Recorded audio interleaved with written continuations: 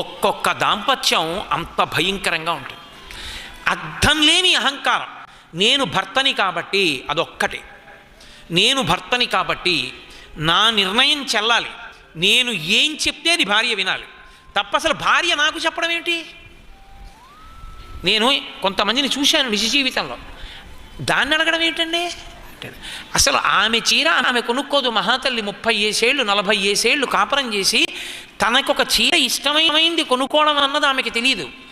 ఆయన తెచ్చినది ఆమెకి ఇష్టమై ఉండాలి, ఆయన తిన్నది ఆమెకి ఇష్టమై ఉండాలి, ఆయన వెళ్ళినది ఆమెకి ఇష్టమై ఉండాలి, ఆయన చేసినది ఆమెకి ఇష్టమై ఉండాలి తప్ప ఇది ఇష్టం లేదని కానీ ఇది చెయ్యవద్దని కానీ అనడానికి వీల్లేదు. ఒకవేళ పొరపాటున అన్న ఆయన ఇంకొక మెట్టు దాటుతాడు కూడా. అంత క్రౌర్యంతో దానికి అర్థం ఉండదు. అరే ఆడపిల్ల అది ఒక తల్లిదండ్రులకి పుట్టింది, దానికి ఆశ ఉంటుంది, దానికి వెళ్ళాలని